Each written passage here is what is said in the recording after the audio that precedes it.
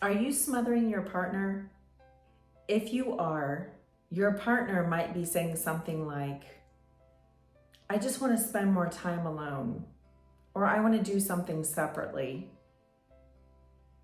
Or has your relationship been rocky lately and they tell you that they need more space? These could all be things that are indicating that you might be smothering your partner. Sometimes what happens is that we get in with a relationship that feels so good to us and we finally feel secure and we don't want to let it go. And then we hold on so tight because we're worried about losing it. And we are unknowingly grasping and hanging on too tight, which could lead to smothering. So let's start back at the beginning. So this could be back all the way to childhood or something that happened in your life that was traumatic or a trauma, and something that really affected you to where you have these inner childhood wounds or these wounds that have not been healed. And if you don't heal those wounds, then you grow up as an adult and it will affect you in your life. I know a lot of people try and put them, back in their minds and throw away the key and pretend it doesn't exist. But at some point it's going to come out. And oftentimes it looks like a midlife crisis because you're going through your life and you're trying to keep pushing it back, and it can't stay there. Those unresolved wounds are going to come out one way or another.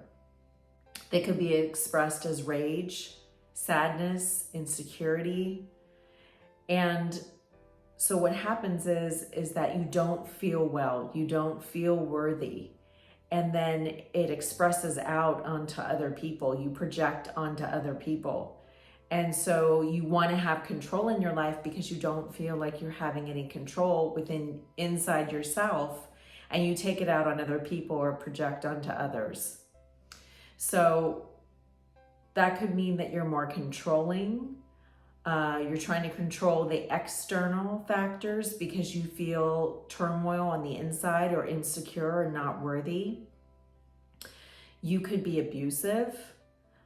There's many different ways that this could present, but that unhealed trauma or the unhealed little boys and girls inside of you are going to come out in one way or another.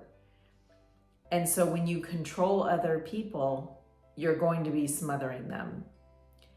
And then when they finally get sick and tired of that, they're going to start pushing away. And because you need to feel worthy, you need to feel that love because you're trying to get it from external sources, you're going to try and grasp more, almost like you're chasing someone, and that other person is going to run away.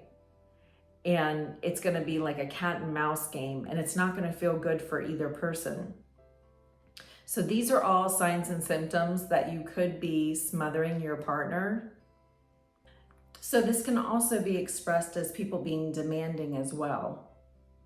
Now, sometimes these people will go to multiple people for their external validation. So they might flirt a lot more with other people of the opposite sex, trying to feel good about themselves. They're going to do anything that they can to make themselves feel good, feel worthy, and to calm down their insecurities that they're having in that moment. So when you have controlling issues, you're being too demanding, you looked externally for love, for feelings of worthiness, then those are unresolved trauma and issues that need to be healed. And this will continue on until you do the healing work. This will also affect not only your personal relationships, but it could affect your business partners, co-workers, your career as well. So I'm Jennifer Lynn Empath. If you would like to schedule a personal reading so you can try and heal those inner wounds and move forward in a positive way in your life. Look me up at jenniferlynempath.com to schedule your own personal reading.